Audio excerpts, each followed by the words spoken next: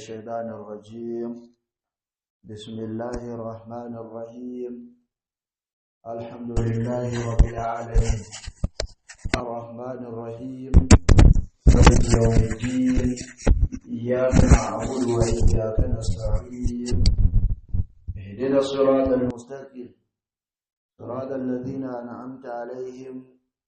غير المغضوب عليهم ولا الضالين. اللهم صل على سيدنا محمد الفاتح لما أغلق والخاتم لما سبق ناصر الحق بالحق والهادي إلى صراطك المستقيم وعلى آله حق قدره ومقداره العظيم. يا همة الشيخ ادري لنا بهذا المحضر وتأتي بنظرة تأتي لنا بسفر. أما بعد، السلام عليكم ورحمة الله وبركاته.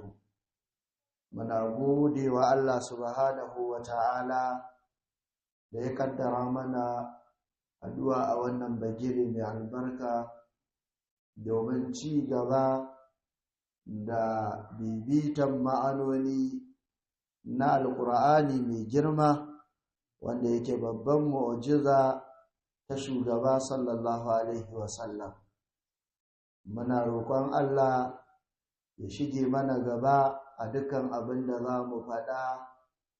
da abin da za mu ji alfarmar sayyidina Rasulullah sallallahu alaihi wasallam. Idan ba mu manta ba, a wayancan karan mun kwana ne a wannan ayoyi masu albarka inda ake mana jawabi akan yakin da aka fita tare da manzon Allah sallallahu alaihi wasallam, kuma yakin Uhudu da irin yadda aka sha bagara da kuma yadda annabi ya bada umarni aka samu akasin haka, sana kuma aka samu abin da ibiyo baya wanda an fita kamar yadda muka sani yakin akwai munafukai akwai waye dai ga sunan tarkace, amma cikin taimako na Allah aka shiga aka yi abin da aka yi, wanda dai ayoyin da muka taho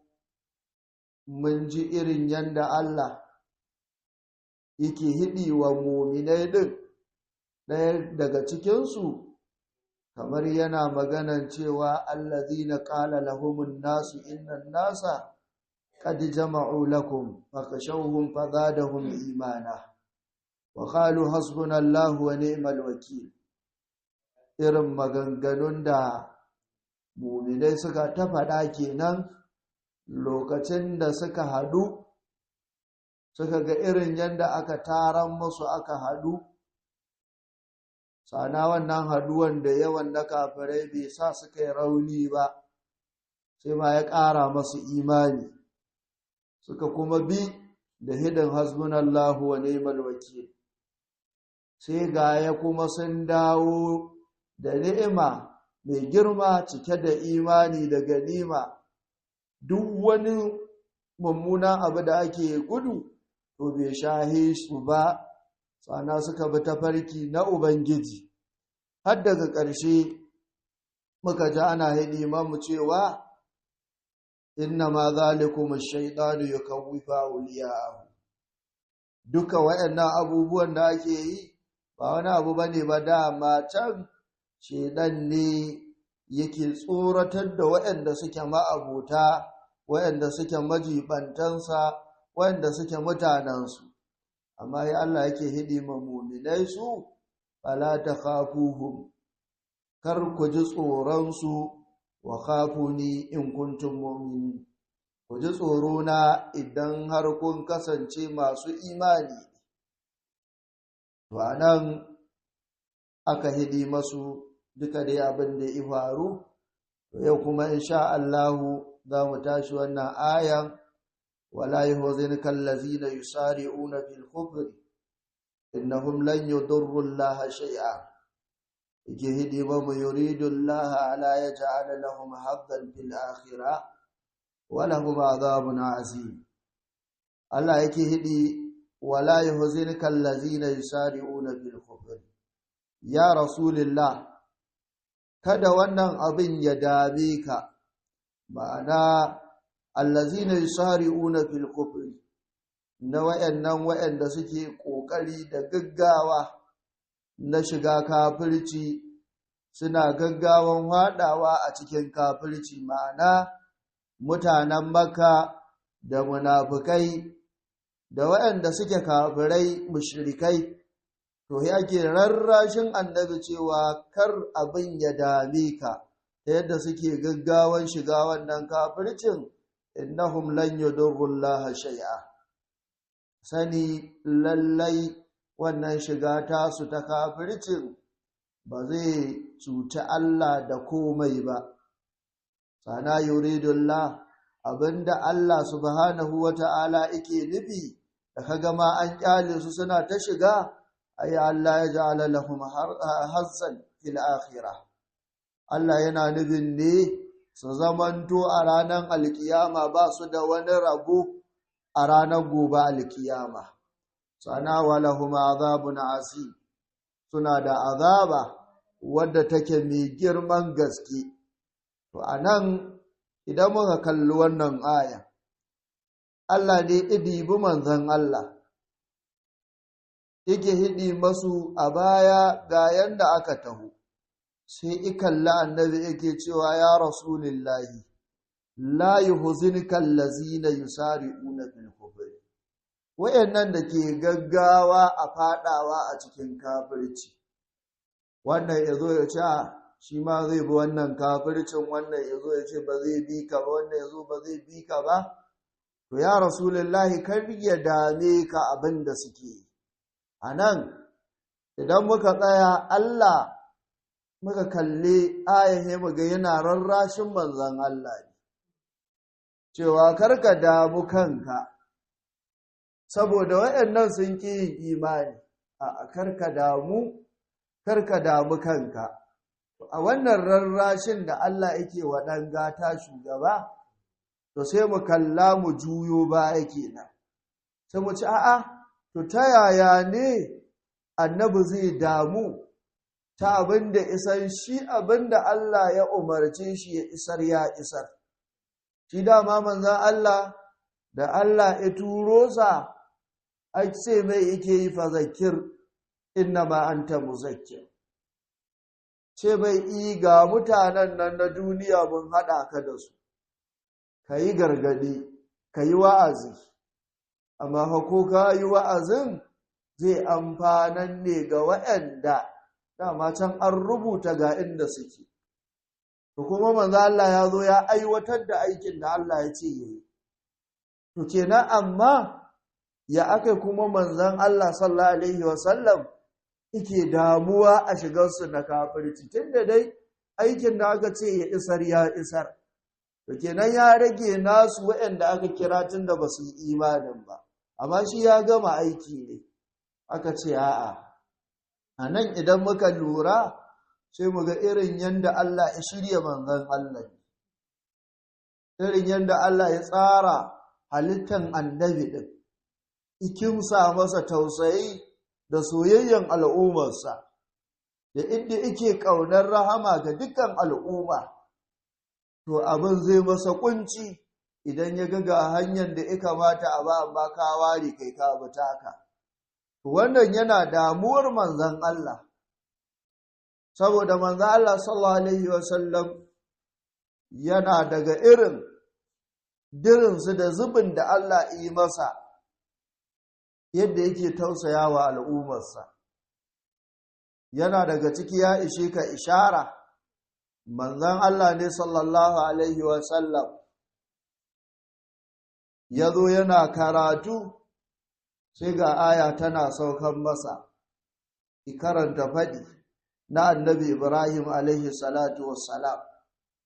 ya faɗa maganan annabi Isa alaihi salatu wassalam dukansu suna yin bara'a Allah ga al'umman kanan al'umman ka ne kai ka halicce su kai ya kamata su bauta mawa idan sun karkace a bautar da za su yi maka Allah to ga ka ga su, ni dai na isar da saƙona. Wannan kuma ya ce, Allah idan ka azabtar da su, to dama bayinka ne, ba wanda ya isa ce don bi ka azabtar da su. Idan kuma ka ce na muku gafara, to dama kai mai gafara ne, shi ma ya janye ya ba su wuri. Amma namu shugaba da ya zo ya karanta faɗin wannan, bai wuce wurin ba sai ya tsaya ya ci gaba da zubar da hawaye yana kuka, saboda yadda Allah ya tsara halittarsa da daransa, yadda yake ƙaunan al'ummarsa yake jin tausayinsu.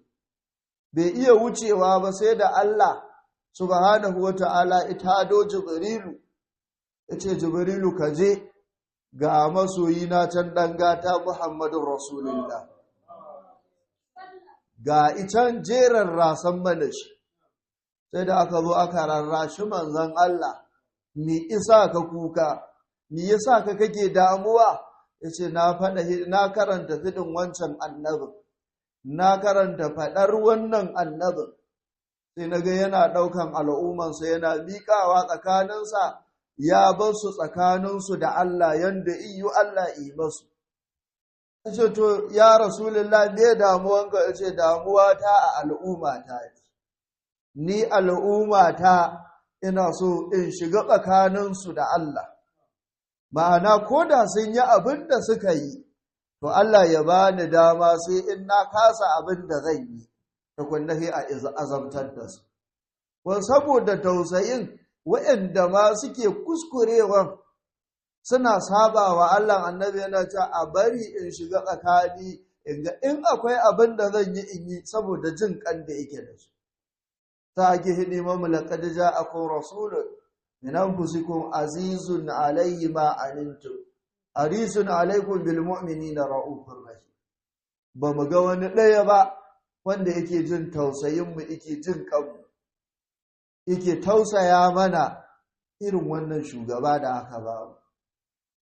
Allah yake cewa a hidi ma shugaba,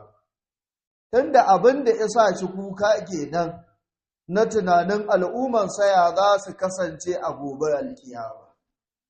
To a hidi masa, ni Allah na masa alƙawarin a ranar alkiyama zan ta masa kyauta, zan ta ba shi kyauta, har he da kansa ya zo ya ce kyautar nan ta ishe da a haka. Za ka biyo masa da aya ana cewa wala saufa yu'dika rabbuka fatarada. Za mu ta maka kyauta a ranar kiyaman, za mu ta baka mu ta baka mu ta baka, har he ka dawo da kanka ka ce wannan kyautar da kaman Allah ta yi. Maza Allah sai murmushi, sai aka fasa kuka, ya ce in kau har he na ce yayi Allah abinda kaman ya isa haka, in har he na faɗa haka, ni kau al'umma ta ɗaya ba zai dawwama a wuta ba. Kuma wannan Imamul Bukhari ya kawo hadisi na ceton manzon Allah a ranar gobe alkiyama. Ya ce zai ta ɗiba yana ceto yana yi, a ce ga ceto na farko, sadda za a taru gaban Allah subhanahu wa ta'ala. A ranan Allah ya yi wani irin tajalli, wanda duk duniyan da aka taru, kowa yana tsoron ya ɗaga yatsa shi ma sama kawai, da sunan cewa gashi ya iso a hilin kiyama. Ƙarshe ma idan aka shekarun da aka yi, ba komai ba kowa, ƙarshe abinda ma za a faɗa, masu zuwa su ɗan ce a taimaka, a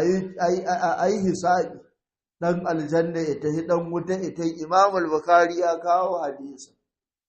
ya ce sai an zaɓaɓɓu daga cikin mu'minai. To idan aka hidda zaɓaɓɓun, sai a zo a zauna da su je wurin annabi Adam, ceto ishe ba ku san yaya nike ba, an ce wala ta qaraba hazihi shajara, na matsa hannace ranaci, ce a dai wurin wani, a je wurin Nuhu ya ce ba dama, a je wurin annabi Ibrahim ba dama, annabi Musa ba dama, annabi Isa alaihi salatu wasalam ba dama. Ƙarshe annabi Isa ce aikin nan ku tafi wurin wanda idan kuka ce yi Allah zai maku, ku je wurin wanda shi ne zai share kukan. Ya ce ba kowa ba ne sai Muhammadun Rasulullah. Yasa da an je wurin manzo Allah aka zube, ana zubewa yana kishingida a hilin alkiyama. Don ka gane shi annaba a ranar alkiyama isasshe ne. Ba wai hidin wani wanda suke cewa annabi idan ya tashi saboda tashin hankalin bai gane ranar ba.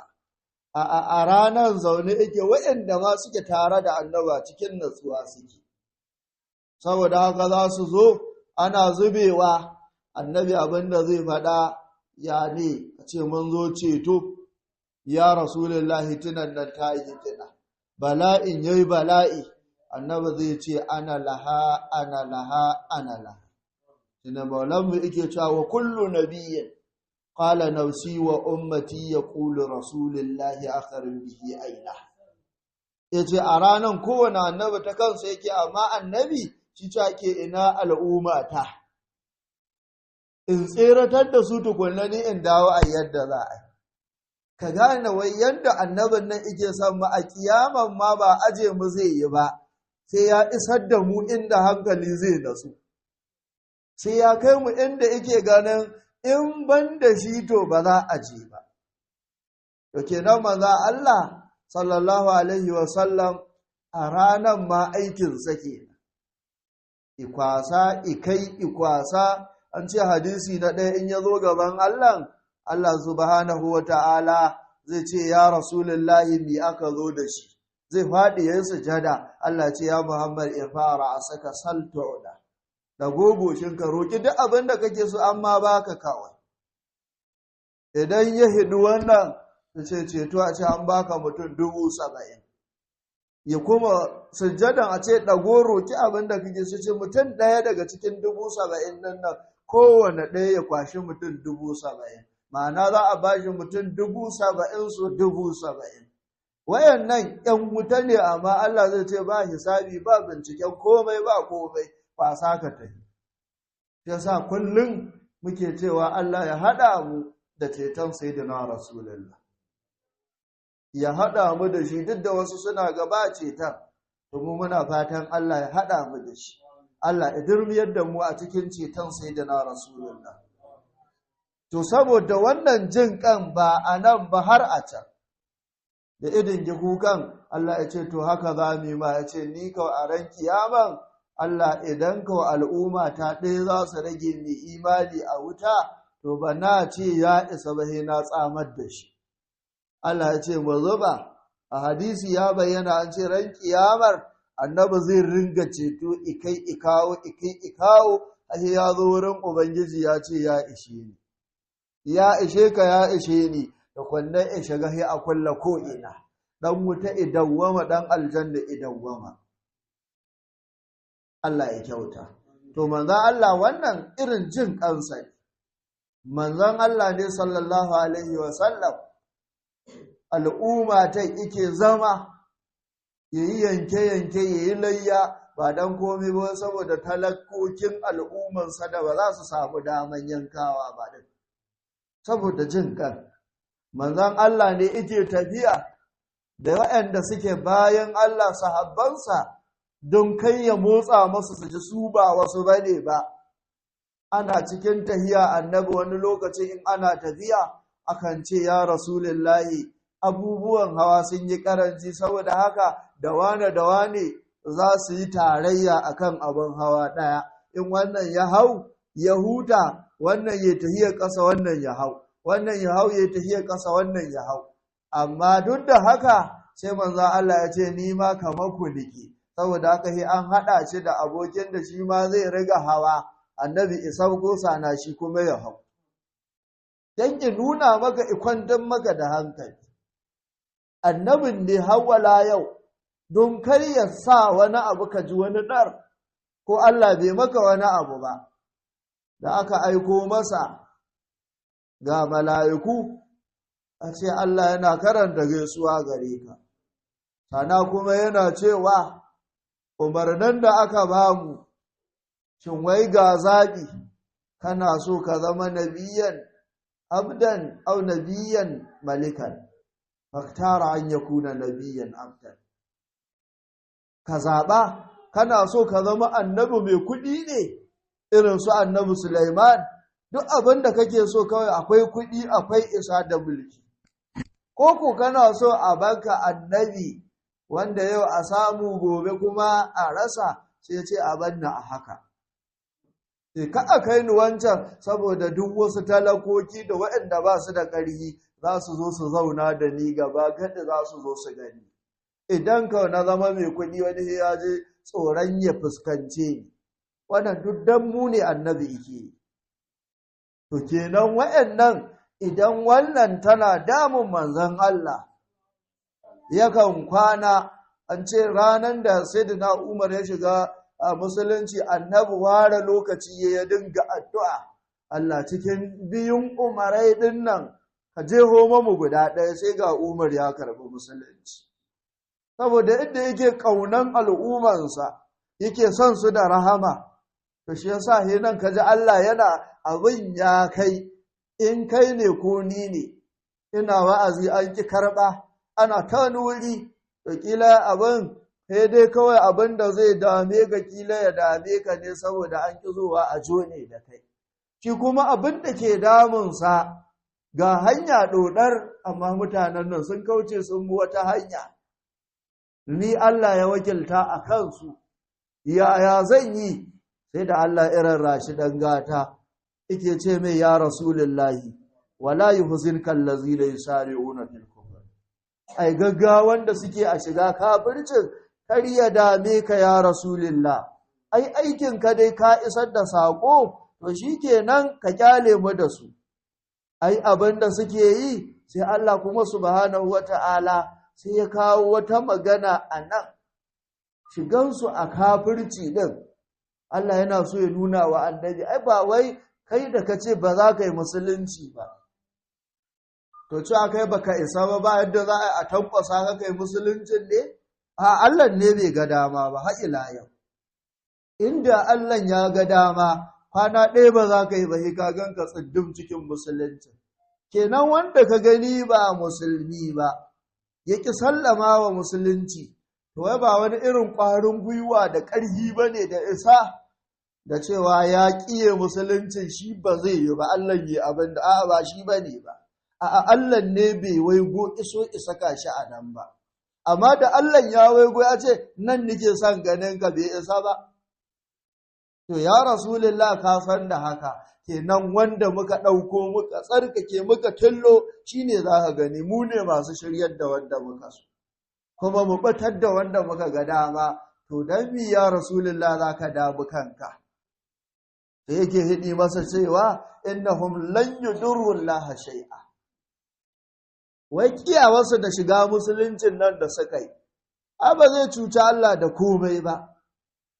ba zai cuci Allah ba amma nan wuririn sai a ɗauki wani abu Allah ne ya ce wai lan yudurru Allah shay'a ai annabi shine ya shiga damuwa ba su yi musuluncin ba suka zo suka riga kuntatawa muminai sai Allah ya wani irin siyaki nan sai ya ɗauki cutatawa musulmai ya ɗauka cutatawa Allah ne kawai ka cutawa musulmi sai Allah yake nuna ma ni ne kawai to don haka ba su yi imani ba suna ganin yukhadi'una Allah wallazina amanu to wannan ba abinda cutawar ba akan mu'minan ba ya Allah ya are ya hehe ya ce akai na ma take to kin musuluncin su ba zai cutar da Allah da komai ba to sai ake rarrashin manzo Allah to anan kai mumini he ka ganka wani irin matsayi ne da kai idan kuma ana nihin manzon Allah ne to sai Allah ya dauke abinda yake ji annabin sai ya ce a'a ba su yi imani ba kake jin suna cutar da kai ya ce ai ni an dauke cutarwan annabin an meda a Allah ya ce ai wannan cutarwar da suke ba zai cutar da ni da komai ba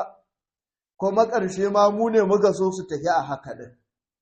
sai Allah yake cewa idan ba ku gane inda aka nuha ba aikin da suke yi ba wani yake cutarwa ba illa kawunansu suke cutarwa.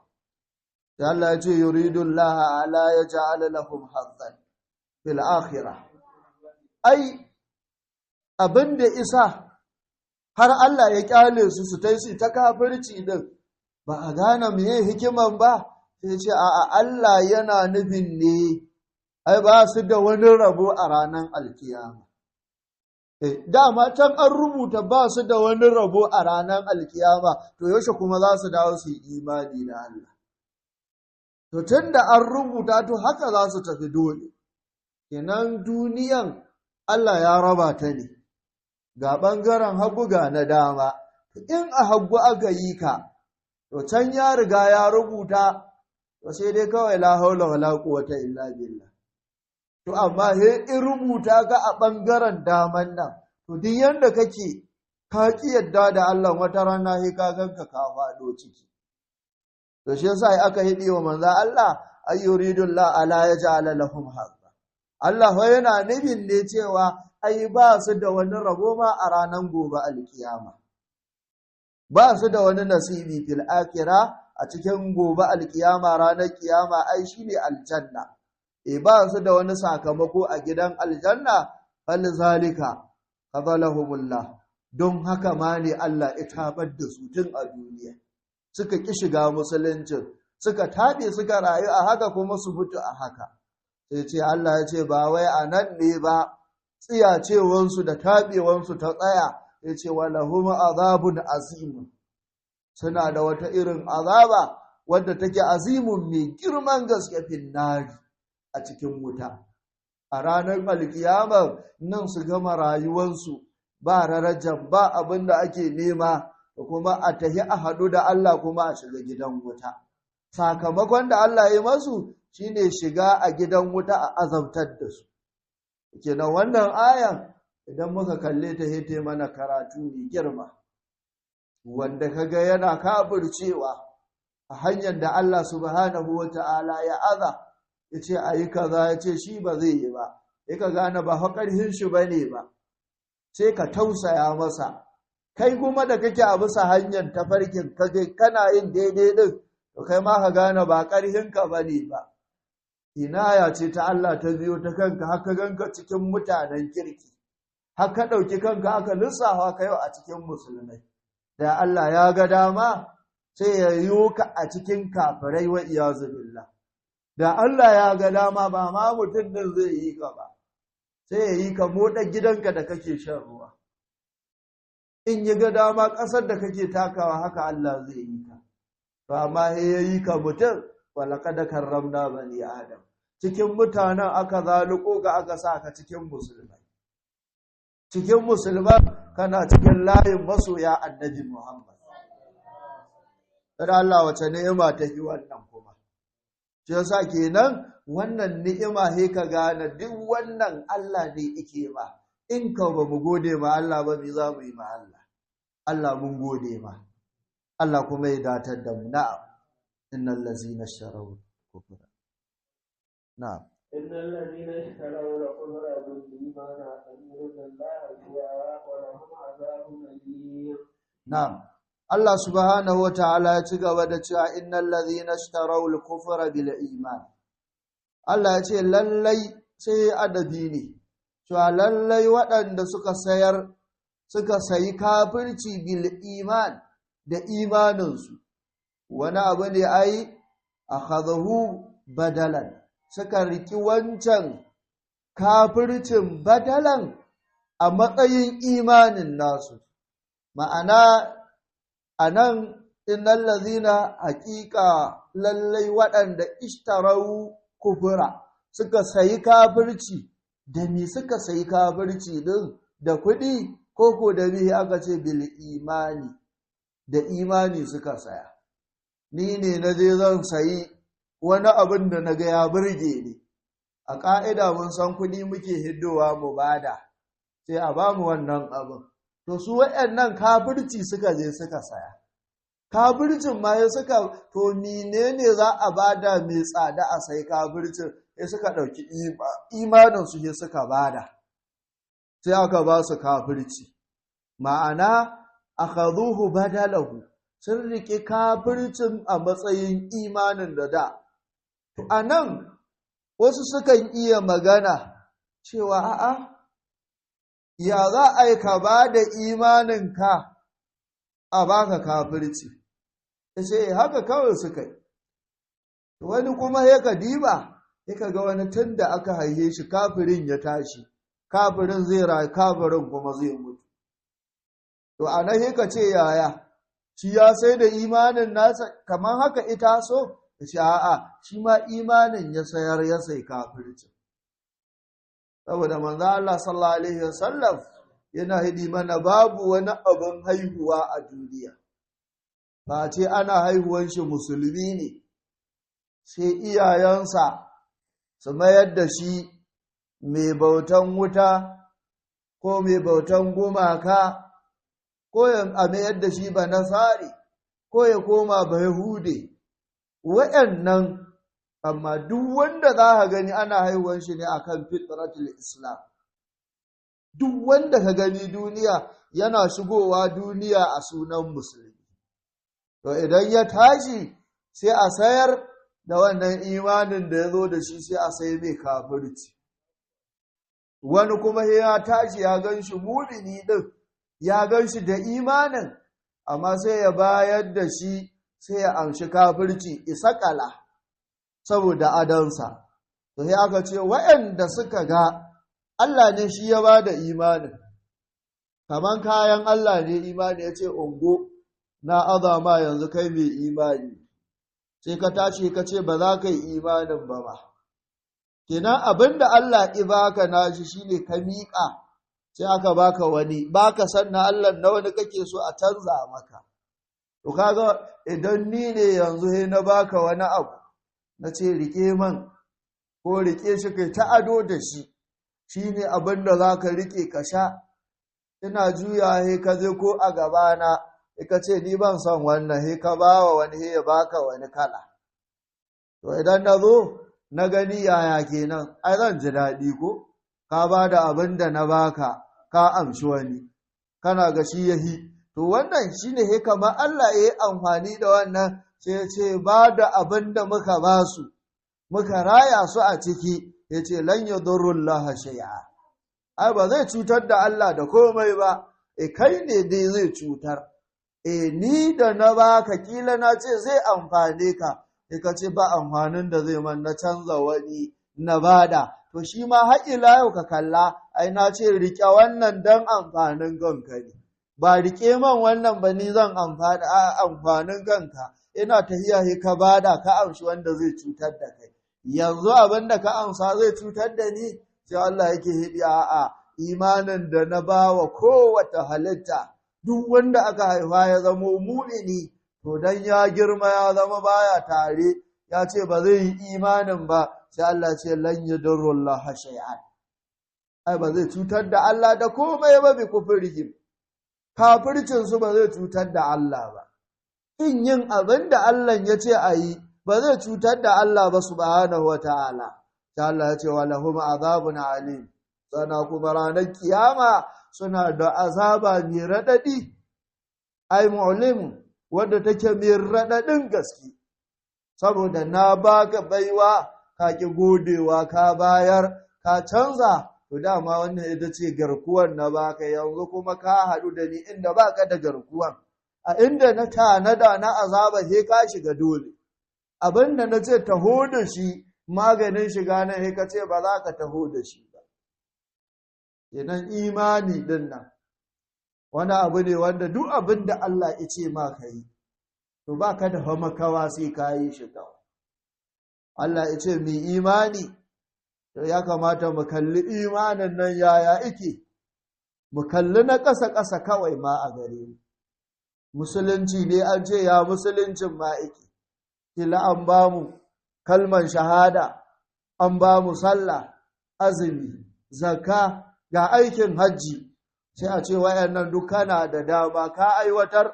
sai ka fada gidan imani kuma ya imaninka da Allah ana he hukunci itaci ya imaninka da manzannin da Allah subhanahu wata'ala ya tura sana bayan wannan ya imaninka da mala'iku kuma bayan wannan kuma ya imaninka da littattafai da Allah subhanahu wata'ala ya turo bayan waɗannan ya kaddara in ta same ka mai kyau ko mara kyau ya kake ji da ranar alkiyama kana jin tatsuniya ce wannan wai ka rike wannan imanin ka ni isa ne ka daga Allah ne baka samu ba ka rasa daga Allah ne to anan kana rike da imanin ka gam sai sa Allah wannan aya idan muka kalle ta kar mu ce dole he kafirai yanzu kana cikin musuluncin fa akwai abin da Allah ya ce kayi shin kana aikatawa ko kai ma ka aje shin kana yin abin da ya ce ko ajewa kai to dai a takaice Allah yake hidi wa manzan Allah wayannan da suke ganin kamar suna kafirci don su musguna wa annabi su sa annabi iji ba daɗi sai Allah ya ce a ina ya rasulullah ai imanin da aka rabauta su da shi shine suka sayar suka sawo kafirci saboda haka abinda suke ba zai cutar da mu da komai ba kai ƙarshe ma mun masu tanadin azaba mai radadi Allah ya kyauta na wala ya hasu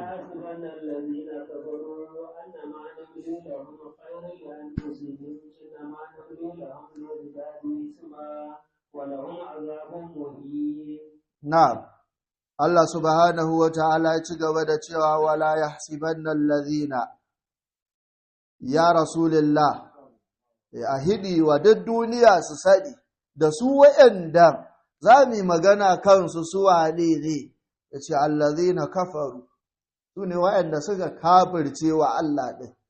wa'anda ba ƙarhin su bane kamar yanda muka ci ba wai suna jin su wasu manya bane shi yasa ma dutsiya dai Allah ya gansu ya kyale sa kafircin to sai Allah yake cewa a hidi ma wa'anda suka kafirta din cewa allazina kafaru waɗannan waɗanda suka kafirta sai Allah yake cewa wala yahsibanna kada su yi zato kar su yi tsammanin wannan kafircin da suke yi da duk abin da suke kuma sai Allah ya yi masu talala sai Allah ya ce to kar su yi tsammanin annama numli lahum ai imla'ana jinkiri da muke yi masu a kansu annama numuli haƙiƙa jinkirtawa da talalan da muke lahum a kansu ta yanda muka ba su tsayin rayuwa sana kuma muka ba su arziki gashi nan kala-kala muka jinkirta masu ba su mutu ba rayuwansu suke ga lafiya ga kuɗi Allah ya ba su duk abin da suke so Allah yana masu sai Allah yake cewa to wala yahsibanna allazina kafaru wayannan dai da suka kafirta din wayanda haka ke jin ba dadi akan su ya rasulullah ay ya rasulullah ka sani annama numli lahum hakika ta lala da jinkirin da muke masu muna yi ne akan su kar su yi tsammanin khairul li anfusihim alkhairi ne ga rayuwarsu wannan jinkirin ƙara rayuwar da ake masu ta tsawo ga komai suna samu ran Allah to kar su yi tsammanin jinkirtawar alkhairi ne a tattare da su tsayin rayuwar kar su yi tsammanin alkhairi ne a tattare da su sai Allah yake hidi cewa annama numli lahum hakika mun masu wannan talalan ne muka ƙara masu tsayin rayuwa ba don komai ba liyazdadu isman saboda su ƙara yawan zunubin da in kwana biyu za a bashi to ɗan zunubin bai taka karya ba ya ce a ƙara mai sati yanzu zai ƙara cika cikin shi da zunubin yadda yake so kenan wannan talalan da kwanakin da aka ƙara an ƙara masu ne don su ƙara yawan ma zunubi ɗin bi kasaratil ma'asi su ƙara yawaita wannan sabo da suke sai Allah ce wa lahum azabun muhin sana duk su gama rayuwar tasu su gama guje-gujen lahum azabun muhin suna da wata irin azaba ta wulakantarwa. Azaban da za a yi masu ai zu ihana ta wulakantarwa ce da tozartarwa. Duk kowace irin azaba aka ga Allah ya hidi ma samfar da sunanta, da irin waɗanda ake ma irin ta gata, amma azaba kowace iri inda azaba ce ai an wulakanta. To amma sai kaji Allah ya yi wani adabi ya ji a azaban da zai masu ta wulakantarwa ce. Da kenan kai kanka kaji an ce wannan za a yi mai kaza, amma wani za mu yi mai kaza na ƙin ƙari, wani za mu yi mai kaza ba mutunci, wani za mu yi mai kaza na wulakantarwa, ai ka ji tsoro ka san mukami ne. To sai Allah ya ce ƙyale su. Kenan a nan idan muka kalli wannan ayan, hadisi ma yana magana a kanta, cewa wai wanda Allah ya sanya rayuwansa ta yi tsayi da kuma ya kai gamdakatar aikin alkhairi ike tai, da wannan shi ne wanda zai gode wa Allah ya yi alfahari da tsayin rayuwar nasa, saboda alkhairi ne a wurin. Amma kuma wanda ya fi kowa mummunan masauki da mummuniyar azaba shi ne wanda ya fi kowa tsayin kwanaki,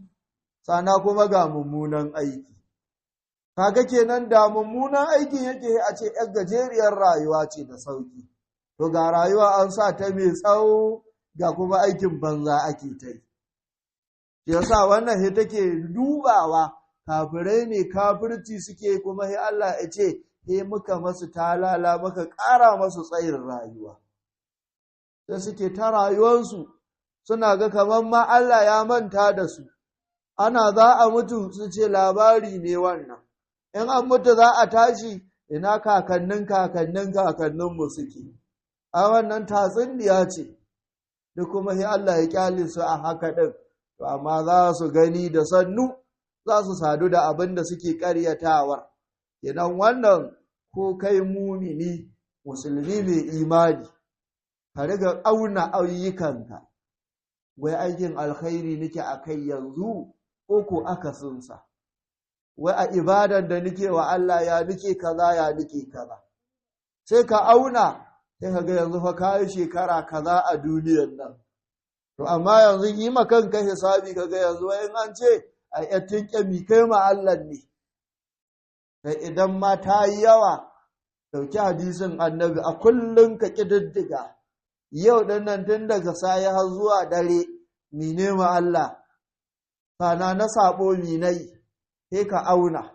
wanda ya yi yawa. Idan yau aka yi akasi aikin sharri ya yi yawa, to gobe sai ka duƙufa aikin alkhairi ka samu ya danna wancan. Haka ake son mumini, kullum kana tafiya kana kallon rayuwanka yanzu ƙafafunka a ina suke, to sai Allah ya kalle ka kuma da idan rahama. Allah ya sa mu dace. Na ما كان الله ليذر المؤمنين على ما أنتم عليه حتى يميز الخبيث من الطيب وما كان الله ليطلعكم على الغيب ولكن الله يجتبي من رسله من يشاء فآمنوا بالله ورسوله وإن تؤمنوا وتتقوا فلكم أجر عظيم. نعم. Allah subhanahu wa ta'ala ya ci gaba da cewa ma kana Allahu liyadharil mu'minina ala ma antum alai. Ai Allah subhanahu wa ta'ala ya kasance ba ya bar mu'minai akan abinda suka kasance suna aikatawa ko abinda suke akai, ila suna aikata ayyukansu na alkhairi kuma sai su kalli ga kafirai an masu kaza, to amma kuma su shiru. Sai Allah ce a'a wannan wa bai kasance na yi haka ba, in ban muminai akan aikin da suke kai. Sai Allah ce a nan ma ana maganan mutane baki ɗaya, na basu ne kowa ya hau kan ƙadamin da yake tafiya. Me wannan tafsirin yake cewa ma kana Allah ya zaral mu'minina alama antum sai ya ce ayyuhan nasu ake magana. Ga wuri na yake cewa Allah bai kasance ya ƙyala mutane barkatai ba kowa, sai Allah kamar ya ƙyala kowa ya ce kowa ya abin da ya ga dama. Za ka ba Allah zo ka ba Allah, za ka kafirce je ka kafirce. Kowa sai aka ƙyale shi ita iyayen da yake ganin zai tafiye. Sai aka ce to akwai hikima a yadda Allah ya ƙyala kowa a haka kawai, sai aka ce Allah ya ce na yi haka ne hatta ya mizul khabisa. Mun yi haka ne ba don komai ba, sai don mu cire, mu fitar, mu rarrabe a tsakanin mutanen nan waye alkhabis. Ma'ana, mu ware waye munafiki a nan wannan mai tafsiri. Sai ke kiran alkhabis da cewa mun yi haka ne mumine muka kyale ko a cinkushe da wanda ya yi imanin da munafikan duk muka haɗe ko muka cakuɗe. Da wanda suke ganin yawai Allah ya azurta wa'yancan kafirai ne, amma mu kuma an ban mu a haka. Sai Allah ya ce mun ya gafa ne domin mu ware su wane ne munafikai a ciki. Minat ɗayyibi daga cikin wa'yanda suke muminai, wa'yanda suke muminai. A cikin muminai a ware wa'yanda suke su kuma kafirai, wa'yanda suke munafikai ne. Sai Allah ya ce to don haka na ƙyale ban rarrabe ba. Cewa ba kana Allahu liyabaliakum alal ghaib. Yace Allah subhanahu wa ta'ala bai kasance ba yana tsinkayar da ku akan gaibi ku wayannan mu'minai din. Wannan ayan a lokacin da wancan yakin itashi wasu daga cikin mu'minai kamar yanda ayan ta koro Allah ya ban mu'minai barkate kawai don a ware suwane ne masu imanin na gaskiya, ana suwane ne munafukai. Sai ga wasu suna ce, a'a, watan da Allah ya san munafukan nan, me yasa ba zai ware mamu su ya gwada mamu ba? Me yasa mun mumine ba za a raga sanan mamu ba? Da wane munafiki ne, wane kuma mumini ne, wane kaza ne? Sai Allah ya saukar da ayyace, ai ma kana Allahu liyazara almu'minina ala ma antum alayhi. Ai Allah bai kasance ya kyale muminai, ya kyale su ne akan abin da suke a kai, kowa ita hida rayuwa tai. Saboda miye haka, ya ce saboda yana so har ya gama tantancewa duniya kowa ya sani cikin muminan akwai munafikai akwai kuma muminai. Idan ya hidda wannan ya wawware, to kowa zai gane. Ana suna magana ya kuma magana gaibi Allah yake cewa ai Allah subhanahu wa ta'ala bai kasance yana tsinkayar da ku a sanin gaibu ba. Ba wanda ya ɗauka ya ware ya ce zai riga sanar da shi gaibu, saboda yadda za ku gane munafukai da wasunsu har ku wawware su. Sai Allah ce walakin Allah yajtabi min rasulihi man yasha. Sai dai Allah yana zaɓa ya fitaru min rusuli. Yana zaɓa daga annabawa sai ya tsinka yadda waɗanda iso daga cikin annabawa sai ya sanar da su wannan gaibi ɗin sai su san gaibu da sanin abin da Allah ikimsa masu. A nan sai ake magana to kenan annabawa Allah yana sanar da su gaibi, ta yadda aka sanar wa annabi dukan munafukan da suke zaune tare da su. To a nan wasu malamai suke ce a'a, to ai idan aka ce gaibu, to ai abu ne wanda ba wanda isan shi sai Allah, to don me za a ce annabi ya san gaibu? To a nan idan aka bi wannan nassin sai a ce a duka annabawa masana gaibu ne a abin da Allah ya sanar da su. Kenan annabi Muhammadu yana sanin gaibu ne da faɗar Allah subhanahu wa ta'ala. Idan Allah isanar da shi, to abinda ba wanda ya sani yana matsayin gaibu to shi sai a tsinkayar da shi a sanar da shi. Har ila yau wasu malaman ba su saki ba, sai suna ganin, to ai, abinda aka sanarwa annabin isani yanzu bai zama gaibu ba a wurinsa. To amma mu kuma wasu malamai suka ce a'a ai ko da an sanar wa annabi idan ba a sani ba wanda ya sani daga Allah sai annabi, to har yanzu mu da ba mu sani ba sunan shi gaiba a wurinmu. Amma shi a wurinsa tun da ya sani, to ya zama masanin gaibi ne da sanin Allahu. Allah, to kenan duk annabawan ma za su zama masana gaibu ne, ma'ana waɗanda aka sanar da gaibu, ba wai su ne asalin abin kafin Allah ya sanar da su a tuni sun sani ba. A dama manzan Allah, ai idan aka ɗauko asali ca ake yi, an kwankwaɗa masa ilimi tun daga na farko har zuwa ƙarshe. To haka ne a ce to me bai sani ba kenan. To kenan ko an dawo an tahi a irin wannan maganar da malamai suka kai suka kawo, za a dawo a ce ai dama ce aka an sanar da shi tun daga farkon har ƙarshe. To dama shi ne ake magana, abinda ba wanda ya sani su za su zo da shi. To ƙarshe sai Allah ya ce muna sanar da wasu annabawa ne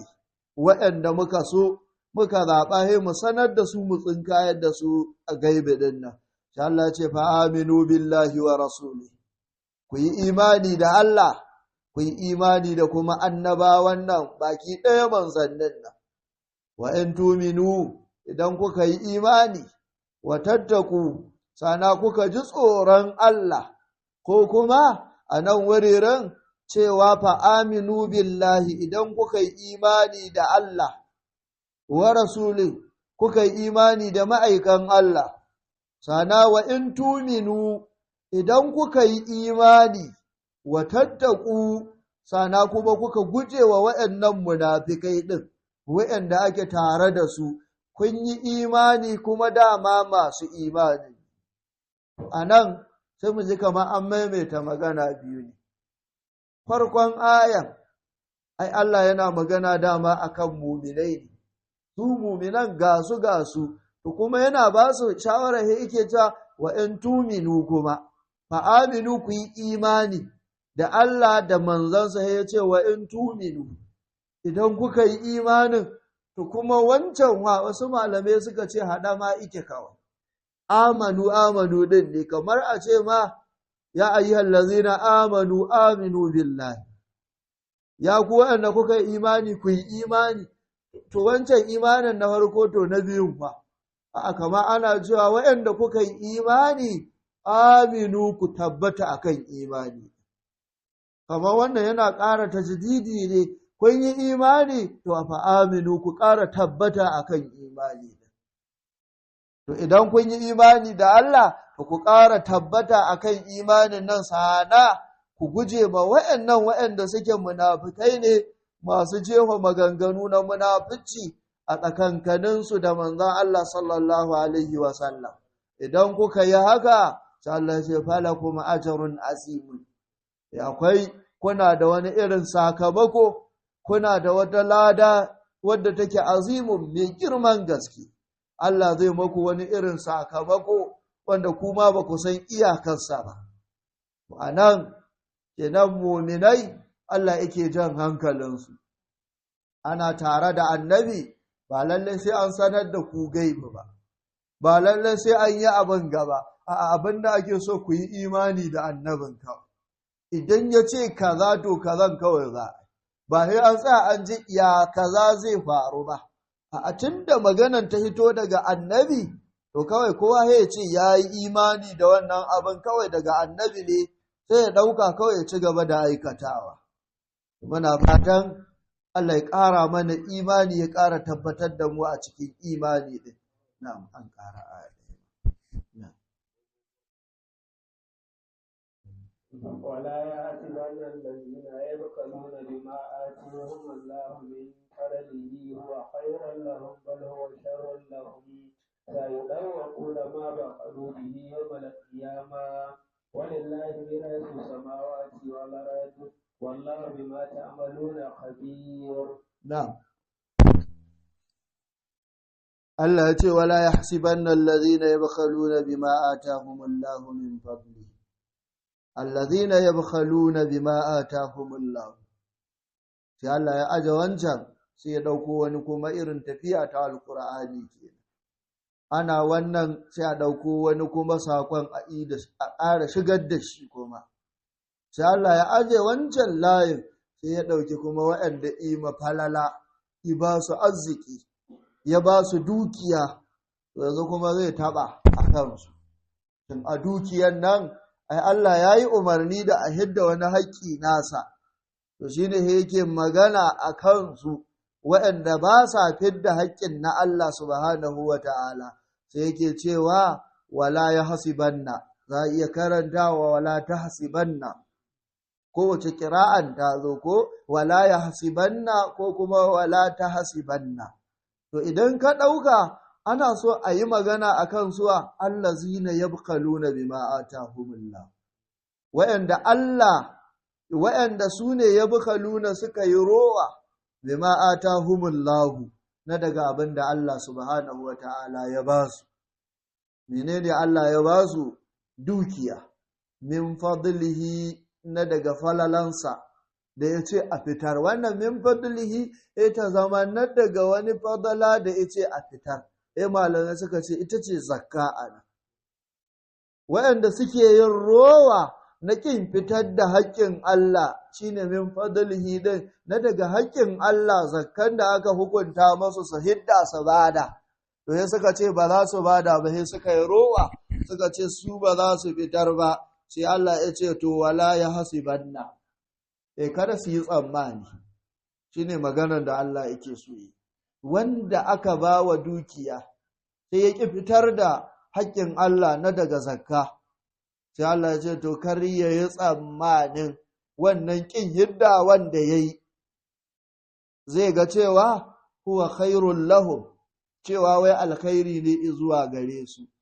sai Allah yake cewa bal huwa sharrul lahum bare dai sharri ne a gare su wannan zakkan da suka ki fitarwa to sharri ne a tattara da su idan ka kalla abin a hankalce sai ka ga kamar Allah ya ɗauko maganan abin da suke a aikace a shari'a a hili a ƙiri-ƙiri ni ne ina da 1000 ina da miliyan ta kai guda 3 sai ga har ta shekara wurina a kaga ya kamata in ba da zakka da na zo sai na ce to yanzu zan ba da zakka ta miliyan 3 to nawa ce ta kama cikin miliyan 3 kila idan na kasafa sai in ga zakkan miliyan 3 za ta kama 75,000 ko to 75,000 cikin miliyan 3 da na ɗauka zan bada sai na ga kai har 75,000 zan bada kai bare in batta ko ce wani ai sai in ƙara medo ta ai kuɗin kamar sun ƙaru a ƙiri-ƙiri sai kaga kuɗin ƙaruwa suka yi da na beda suna hitar da su sun ragu kenan shine sai Allah ya yi a irin usulubin da ake kallo kuma shine dama ake kallo dan ƙaruna lokacin da Allah ya bashi abin da ya bashi yana tare da annabi Musa alaihi salatu wassalam ya ga ya gaji da ibada kullun cikin talauci dai jiya yau shine wasu ke cewa wai ko ladan bai arziki ko na inda aka canfa ko amma inda ba a canfa ba ladane ai da motoci suke za su kiran sallah su koma kuma cikin AC